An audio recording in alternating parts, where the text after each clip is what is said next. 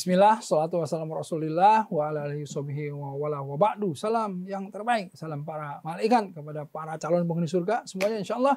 Assalamualaikum warahmatullahi wabarakatuh. Waalaikumsalam. Alhamdulillah berjumpa lagi bersama saya Erik Yusuf di acara program yang sangat menginspirasi insyaallah, di program Share It Inspirasi. Dan saat ini kita sudah bersama inspirator muda ya, yang menemani saya yaitu Azam Habibullah. Assalamualaikum. Waalaikumsalam, Ustaz. Wah, ini beliau ini mahasiswa ya, masih mahasiswa kan? Masih. Tingkat berapa? Sekarang udah tingkat akhir. Mahasiswa tingkat akhir ya dari STID. Nah, apa itu singkatannya STID? Sekolah Tinggi Ilmu Dakwah. Ilmu Dakwah siapa? Muhammad Natsir. Muhammad Nasir. Nah, jadi kalau di Sekolah Tinggi Ilmu Dakwah Muhammad Nasir yang paling pertama ditanya adalah siapa Muhammad Nasir. Iya, saya juga sekolah di Ilmu Khaldun ditanyanya pertama Begitu kali ya? itu kan. Karena Pak Nasir ini adalah tokoh pendidikan salah satunya. Benar. Ya, selain pemimpin juga pemimpin politik, selain juga beliau itu pejuang ya. Beliau tuh Perdana Menteri pertama di Indonesia dan nggak ada lagi ya. Ya karena udah beda kan. Karena udah beda langsung. Sistem Nah, pemerintahan. Azam, sebelum kita bahas mengenai permasalahan ini, ada buku-buku yang ditulis Azam semuanya. Azam kenapa sih tertarik untuk sekolah di STID ini? Karena kan unik, STID ini berbeda dengan yang lain. Kenapa tertarik sekolah di STID? Iya. Yang membuat tertarik itu nama belakangnya itu, Zat. Muhammad Natsir itu. Muhammad Nasir. Iya. Oh, antum Muhammad Nasirnya yang bikin clickbaitnya gitu ya? Jadi saat saya SMP, itu saya dikasih buku sama ada teman orang tua. Judulnya itu Kapita Selecta. Oh, Kapita Selecta. Warna merah. Betul. Gambar orang kayaknya keren banget. Kayaknya keren banget. Kacamata, intelektual banget, pakai peci. Iya. Gitu. Itu zaman dulu kan. Zaman dulu banget. Kalau udah intelektual itu pakai peci ya. Kayak kacamata. Ini kayaknya nih menarik nih. Saya baca. Karena memang saya udah sering baca buku dari dikasih itu. Saya baca bukunya. Dan ternyata isi bukunya itu menarik sekali. Dan ditulis pada masa Muhammad Nasir itu sangat muda pada saat itu. 20-an awal lah gitu. Nah, disitulah saya mulai mengenal, oh ternyata ada tokoh yang namanya Muhammad Nasir. Dari situ saya mengenal perjuangan beliau, saya baca lagi biografi beliau, dan saya sangat terpukau dengan itu. Sehingga ketika saya tamat SMA, saya sempat pesantren tinggi dulu, dan kemudian diarahkan oleh guru saya, Ustadz Adin Husaini, udah kamu di STID Muhammad Nasir aja gitu. Jadi memang pertama itu ya dari namanya. Jadi kayak ada, mungkin bisa dikatakan tuh ada rentetan sejarahnya gitu ya. Saya pengen bisa melanjutkan sejarah dari Pak Nasir itu. Memang. Tapi heroik banget memang Pak Nasir itu memang heroik banget ya. Dari kemudian kita tahu Partai Masyumi ya dan lain-lain ya. Wah, itu ya antum nih kalau misalnya pengen tahu dan kemudian pengen lebih dekat ya sama yang namanya tokoh Muhammad Nasir, coba aja deh browsing gitu ya. Menarik sekali. Jadi kalau kita itu dulu tuh para tokoh-tokoh bangsa itu menarik sekali. Pak Soekarno, ya Muhammad Hatta, ya Sultan Syahrir, Pak Cokroaminoto, guru bangsa ya. Wah, itu semuanya tuh menarik ya, dan itu memang menginspirasi anak-anak muda kayak antum ya. Benar. Ya, selain Pak Nasir yang dulu antum baca lagi siapa dulu? Haji Agus Salim. Oh, Haji Agus Salim. Gurunya Haji Agus Salim. Iya. Jadi Pak Nasir itu jadi titik poin saya untuk kemudian mendalami sejarah Indonesia, terutama sejarah perjuangan umat Islam. Di situlah Muhammad Natsir, Haji Agus Salim, Cokroaminoto. Setelah Cokroaminoto langsung Hamka dan dah semua. Iya, itu gurunya Haji Agus Salim, Cokroaminoto itu gurunya. Iya. Buya Hamka pun berguru kepada Haji Agus Salim dan Cokroaminoto. Iya. Wah, dasar Haji Agus Salim ya. Mantap ini nih Azam ini. Nah, kemudian Azam pertama kali nulis umur berapa? Waktu sekolah kelas berapa? Kelas 4 SD. Ya, Pas 4 SD nulis pertama kali. SD. Wah, ini memang spesial nih. Nulis apa waktu itu? Nulis diary dulu. Diary Awal-awal ya? tuh nulis diary. Tapi diary-nya itu kayak perjalanan gitu, Zat. Perjalanan. gitu. Misalnya saya lagi liburan kemana sama keluarga tuh saya tulis itu. Gitu ya. Jalannya gitu-gitu. Oh, jadi kayak kalau sekarangnya vlog gitu ya. Iya, kayak nge-vlog kan gitu ya. Perjalanan ditulis. Iya. Gitu ya. Terus berapa bersaudara? Nah, saya 5 bersaudara. 5 bersaudara? Ya, saya nomor pertama. Sulung. Yang paling pertama? Iya. Oh, terus orang tua kerja apa? Nah, ibu saya itu dosen. Beliau dosen. Di mana? Di Sumatera Utara. Di Medan. Dan kalau ayah saya wira swasta. Wira swasta ya. Tapi pada seneng baca atau? Ya, benar. Seneng baca ya pasti. Di rumah kami itu mungkin salah satu kenapa saya senang baca itu, karena di setiap inci rumah kami itu buku. Nah, itu dia. Itu dia ya. Jadi kalau antum pengen punya anak yang senang baca, ya antumnya senang baca apa enggak? Itu kan permasalahannya ya. Jadi kami kan, saya sendiri mahasiswa. Adik saya itu masih ada yang kecil-kecil. Ada yang usia SMA, ada yang usia SMP, ada bahkan yang masih usia TK. Dari situ kemudian membuat buku kami itu macam-macam. Dari bukunya, dari mulai komiknya, ininya sampai buku yang tadi, tokoh-tokoh, biografi, diktatnya orang tua, kuliahnya kan macam-macam gitu kan, sumber-sumber ngajar segala macam. Jadi itu yang bikin saya tuh rasa ya nggak bisa lepas dari buku karena memang setiap hari. Pasti Azam ini juga suka nyuri baca-baca buku orang tua ayahnya ya. Benar banget. Saya kan punya rak buku tuh. Dulu waktu anak saya masih kecil ya aman-aman aja. Tapi pas udah anak saya mulai besar baca buku, saya lihat wah ini udah ada yang dicopot, ini ada yang bacanya. Gitu kan ya. Iya. Karena udah habis ya buku saya udah habis. Mana nih? Bosen ambil yang buku orang tua dong. Dia lihat ini buku apa baca gitu. Makanya anak saya salah satunya senang sejarah karena ada beberapa banyak buku sejarah gitu. Jadi dia baca gitu ya. Pernah suatu hari dia lihat peta dunia gitu. Sampai akhirnya dia ingin kalau ulang tahun dikasih globe. Emang kadang-kadang emang begitu ya. Anak-anak tuh punya imajinasi sendiri. Nah, waktu dulu antum imajinasinya waktu kecil apa? Nah, saya tuh memang anak yang suka eksplorasi tuh. Makanya kemudian orang tua tuh bikinin saya sekolah.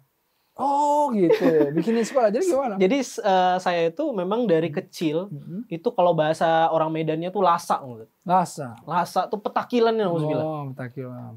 Ibu saya tuh bahkan dari gadisnya memang guru. Guru. Dan ketika beliau membuat bareng dengan teman-temannya TK, SD, waktu itu TK playgroup di Aisyah di Kampung Dadap, Kota Medan. Beliau jadi pengajar di sana. Itu beliau kan sebagai katakanlah orang yang founder dari itu. Kalau Aisyah bukannya Muhammadiyah? Aisyah, iya Aisyah, tapi yang membuat playgroupnya. Bukan Muhammadiyah ya? Iya. Bikin sendiri. Bikin sendiri dia Aisyahnya. Jadi TK Aisyah Aba-aba. Nah, ke Aba tuh dari situ walaupun katakanlah ibu saya itu punya nama di TK itu, tapi yang paling bandel anak paling bandel saya. Wah kacau nih. Ini anak founder kacau banget gitu ya. Iya, paling bandel. Terus ibu saya tuh ngingetin tuh, tahu nggak kamu tuh kalau di kelas dulu lebih sering tawaf daripada duduk. Nggak bisa diam ya? Nggak bisa diam. Iya. Karena kamu tuh kayak suka banget itu di depan, diketawain gitu, jadi pusat perhatian itu kamu banget tuh dulu. Gitu ya. Jadi nggak biasa duduk mendengarkan tertib itu nggak biasa. Gangguin orang itu. Ya, bahkan disuruh nulis sendiri saya nggak mau. Karena ngapain jiplak papan tulis? Saya udah ada bukunya, saya baca aja. Gitu. Oh gitu. Terus kemudian sekolah alam tuh gimana ceritanya? Nah, ketika saya udah selesai TK, orang tua belajar tentang konsep sekolah alam bersama konseptornya langsung. Almarhum Om, saya manggil Om Lendo Novo. Sony Jakarta, karena memang orang tua saya itu ya pertama karena memang anaknya begitu. Ini beda nih gitu ya, nggak bisa disekolahin yang biasa-biasa umum nih. Gitu. Akhirnya ketemu dengan konsep ini, belajar, kayaknya cocok nih. Jadi memang awalnya itu memang untuk saya waktu itu. Nah, karena biar saya ada temennya, diajak tuh beberapa tetangga-tetangga untuk ikut gitu. Jadi awal saya sekolah itu di garasi rumah, Set. Oh, memang di mana garasi rumahnya? Saya dari Deli Serdang, Sumatera Utara. Di situ ya, dari garasi itu. Dari garasi. Mobilnya dikeluarin, kami belajar. Itu ada berapa anak waktu itu awal? Saya ingat berapa ya? Kayaknya cuma 15 orang gitu, Set. Ya lumayan lah 15 orang, 10. Nah, tapi kan namanya anak TK, Set, dan memang kampung kan ya. Kadang nanti cuma datang 5 orang, 10 orang gitu. Biasa kan. Gitu. Tapi itu menyenangkan sekali ya, karena metodenya semuanya ibu semua yang ini. Karena memang konsep sekolah alam itu memang alam takambang menjadi guru kan. Jadi saya di situ di sekolah alam itu kan saya SD, tuh kemudian nanti SMP, bahkan sampai SMA itu di sekolah alam. Dan karena disitulah saya mulai belajar bahwa menjadi pembelajar sepanjang hayat itu penting sekali. Saya diajarkan betul loh. Apa yang paling teringat waktu sekolah alam itu, yang paling sekarang nggak bisa lupa tuh apa? Memori apa? Kejadian apa? Banyak ya saya. Misalnya yang paling saya ingat itu mungkin nilai-nilai kayak misalnya ketika kita merawat jagung misalnya. Kami kan di sekolah itu sering banget berkebun. Iya, berkebun langsung ya. Kami berkebun. Kami itu dikasih beberapa benih dan itu kita diajarkan bahwa yang membuat tumbuh itu bukan kita. Bukan kita tuh karena kita yang nyisiram, yang pupuk, tapi karena Allah Subhanahu wa taala. Guru-guru saya tuh, pesan-pesan guru saya itu lengket banget di kepala saya. Dan itu juga yang bikin akhirnya tuh saya ketika nanti belajar di perguruan tinggi, belajar filsafat ilmu, itu langsung nangkep tuh. Situ langsung lengket karena mungkin memorinya tuh dikembalikan lagi tuh. Gitu. Nah, ini sebetulnya yang paling penting nih ya, Sobat Syar'id ya. Dimana kalau kita memberikan satu ilmu yang kemudian tadi Iqra bismi rabbikal ladzi khalaq ya. Jadi ilmu itu kemudian dikaitkan dengan Allah, menanam aja. Kalau secara konsepnya kalau dalam Al-Qur'an kan begini. Ana sobabnal ma'soba, tsumma taqaqnal ardu taqo, fa ambatna fiha haba wa inaba wa qaba wa zaituna wa nahla, kan gitu ya. Jadi kalau kita lihat kok jagung bisa tumbuh. Kenapa? Karena kata Allah apa? Kami turunkan air dari langit gitu. Kemudian kami belah, tsumma taqaqnal ardu taqo. Tanah itu dibelah. Jadi kalau kita nggak dibelah, tanah itu kemudian datar, nggak ada belahnya, gimana caranya? Ada biji. Fa'ambatna fiha haba, kata Allah, ditumbuhin tuh biji-bijian di situ. Jadi apa? Jadi kebun-kebun, wa inaba wa qoma. Ya kan? Wa zaituna wa nahl. Jadi ada yang namanya zaitun, tumbuh apa namanya buah-buahan, sayur-sayuran gitu. Nah, itu kalau misalnya kemudian kita ajarkan kepada anak-anak, dia nggak akan lupa itu. Konsepnya jadi bahwa yang namanya belajar jagung tumbuh saja tauhid masuk. Benar. Gitu. Ini sekolah yang seperti ini tuh powerful gitu. Sama Ustaz, saya ingat lagi, saya dulu fobia petir, Ustaz. Saya fobia petir. Jadi kalau ada petir, itu saya ini bisa langsung masuk kelas, saya ngeringkuk segala macam gitu, yang gigil. Karena gitu. terlalu keras. Karena keras gitu kan. Suaranya. Nah di situ guru saya itu pernah satu ketika guru saya meluk saya dan nyanyi yang ini, Ustaz, ingat nggak? Allah turunkan hujan dari gumpalan awan. Itu kan di situ guru saya tuh ngajarin saya tentang proses turun hujan. Hujan. Tapi dan proses itu petir, bukan sekedar proses, bukan alamnya yang bikin, tapi Allah yang bikin. Itu lengket. Nah, ini nih menarik ya. Makanya kalau kita lihat betapa metode ya, salah satunya pembelajaran untuk anak. Ya, saya kira nggak harus dikhususkan kalau yang seperti ini. Kalau yang penting anak kita itu tahu secara esensi kaitannya. Apa yang dia pelajari dikaitkan kepada Allah. Inilah yang sebetulnya menjadi lompatan kecerdasan Rasulullah SAW itu. Ketika turun wahyu Iqra bismi rabbikal ladzi khalaq itu. Jadi Iqra bagaimana menghimpun, kan Iqra itu membaca itu kan sebenarnya menghimpun. Ini kan kalau kita baca huruf-huruf ini sebetulnya kita himpun supaya kemudian muncul artinya. Benar.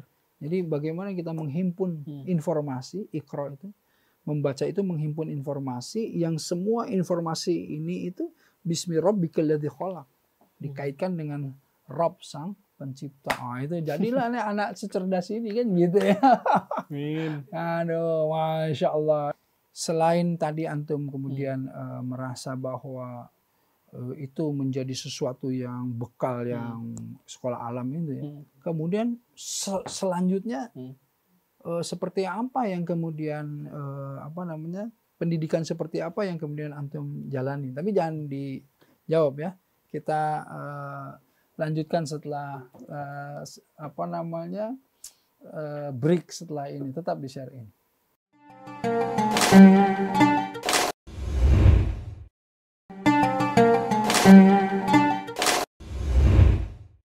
Baik, alhamdulillah Sobat Syar'id ya. Nah, kita tanya lagi nih Azam tuh. Jam, kamu belajar Al-Quran dari sejak kapan tuh? Dari sekolah alam itu? Iya, Zat. Itu ada metode hafalannya juga ya? Ya hafalan menjadi bagian juga kan. Ya bagian ya. Bagian, tapi memang tidak kemudian seperti pesantren tahfiz gitu. Oh, harus tidak, kemudian harus, dalam beberapa tahun selesai enggak ya? Lebih banyak mentadaburi, Ustaz. Iya itu memang tadabbur itu apa namanya penting sekali ya. Hafal berapa juz waktu di sekolah alam itu? Nah, waktu sekolah tuh sampai akhirnya lulus sampai 5 juz. 5 juz ya? Oh, alhamdulillah. Surat-surat terpilih. Oh, surat terpilih. Al-Waqiah. Oh, iya. Itu enggak rapi seperti juz 30, 29, 28 enggak? Atau memang dari situ? 1 2 3. Oh, loncat ya? Ya 30 29 gitu. Kalau yang lain malah dari 30 dulu. Iya. 30, 29, 28, nah baru kemudian. Oh gitu ya. Iya. Jadi metodenya. Tergantung sih waktu itu dulu di sekolah alam yang mana kamu suka, yang penting gitu ya karena di sekolah saya itu dulu yang penting kamu dekat sama Quran aja. Oh gitu ya. Iya. Yang penting dekat dengan Quran, kemudian sering baca, sering ngapalin. Iya. Setorannya gimana? Setoran itu setiap pagi betul. Setiap pagi sebelum duha setoran nanti duha gitu. Setelah baru ini dari Quran itu barulah belajar yang biasa. Kan itu baca Quran, nulis gitu. Terus bagi-bagi waktunya gimana sih Hasan? Bagi waktunya kan ada mainnya juga dong. Atau main apa? Iya, bola apa? Gitu? Bola lah. Bola ya? Bola banget ya. Bahkan dulu kaki saya itu sampai kena kudis kan. Kudis kenapa sampai kudisan? Karena dulu memang kulit saya kan ini sensitif. Saya kalau udah dibilangin saya rebel banget tadi jadi dibilang kamu pakai sepatu gitu. Tapi kan teman-teman saya nggak pakai sepatu dulu kan, nggak enak kan. Ya udah kita main di becek, hujan, dibabat aja. Udah tuh. Ya Allah, sampai kudisan segala. Iya, dan karena memang sekolah kami itu letaknya di pinggiran, ya sedang, jadi masih ada ya sawah, seru masih juga ada ya, seger kan. Sungai, ya gitu-gitu lah. Oh itu bagus tuh tingkat oksigennya masih bagus. Iya. Terus bagi waktunya bisa sampai masih nulis gitu? Alhamdulillah sih, Zat. Ya. Alhamdulillah. Dan orang tua itu, yang saya ingat selalu ngasih tantangan. Oh, ya, challenge ya. Jadi challenge. Saya dulu banyak banget cita-cita, Zat. Bahkan gitu. Sempat saya tuh punya cita-cita jadi tukang parkir. Tukang parkir cita-cita. Hebat juga. Kenapa? Karena saya tuh suka ini ya, ngelihat tukang parkir tuh pede banget ada. Kalau udah ngatur mobil segala macam tuh. Ada jiwa-jiwa kepemimpinannya gitu. Nggak tahu tuh kenapa saya mikir kayak gitu. Oh, gitu. Jadi antum ngelihat tukang parkir, wah ini kayaknya keren juga. Iya, dan dia kan banyak duit tuh, gopek-gepok gitu kan. Dulu saya mikir gitu. Iya, saya sempat juga jadi pengen jadi saintis karena dulu waktu SD saya ikut Olimpiade Sains. Oh, terus gimana? Menang? Waktu itu sampai semifinal gitu. Pokoknya ikutan lah. Ikutan. Olimpiade Sainsnya apa? Olimpiade Sains Quark nasional. Oh, nasional. Ya. Jadi waktu di SD sampai saya tamat SMP tuh ikut Olimpiade Sains. Oh, seru juga ya. Iya. Nah, terus yang dapat penghargaan novel pertama umur berapa itu? Nah, novel pertama itu SMP, Zat. SMP, umur 13. 13, 14 gitu lah. Ya. Jadi itu? SD sudah selesai. Nah, di SD itu kan memang eksploratif banget saya kan. Semua dicobain. Saya sempat suka robot, Zat. Karena kan saya sains tuh. Robotik. Ya, robot. Tapi waktu ke SMP, saya tiba-tiba kepincut sama sastra. Oh, sastra. Saya baca sastra Inggris, sastra Indonesia. Saya baca puisi, Sapari Djoko Damono. Siapa buku-buku sastra yang kamu suka? Dulu awal-awal memang yang membuka jalan itu Terelie dulu. Oh, dari Terelie lah. Sastra yang kekinian. Iya, dulu yang kekinian. Zaman pujangga lama, pujangga baru. Tapi dari Terelie itu kan akhirnya saya mencari lagi tuh sastra-sastra yang lama, ternyata yang sebelumnya juga oke-oke juga tuh. Seru baca Iwan Sumatupang, Marah Rusli, Buya Hamka, itu NH Dini kalau zaman saya tuh begitu ya. Saya tuh dulu tuh juga penggemar sekali yang namanya sastra. Sampai akhirnya Putu Wijaya semua saya baca gitu. Iya. Jadi budaya literasi itu memang muncul lah dari SMP itu, dari sampai akhirnya sama orang tua ditantang lah itu, dari ketantangan. Kamu pengen menjadi penulis nggak? Ya pengen, saya mah. Ya udah kamu nulis dulu tuh, bikin blog. Awalnya itu saya minjem Facebook orang tua. Oh.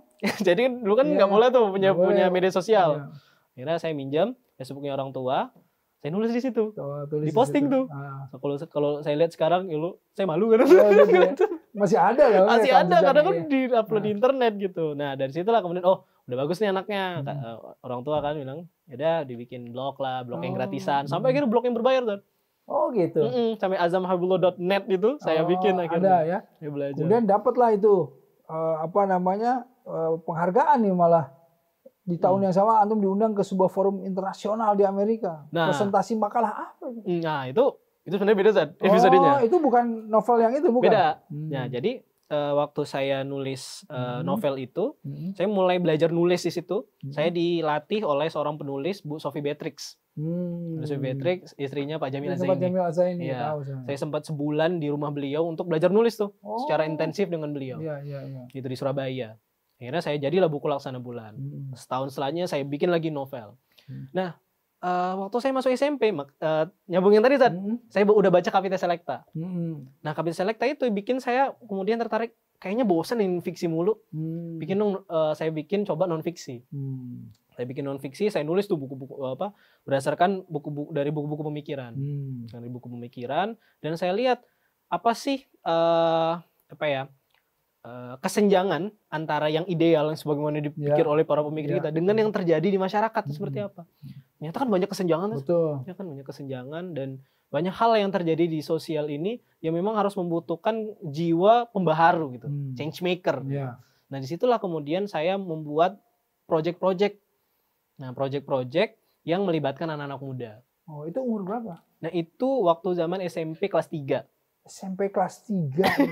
Kalian ngapain aja SMP kelas 3? Iya. Main layangan. Ya, SMP kelas 3 itu saya bikin project bareng anak-anak pengungsi Gunung Sinabung.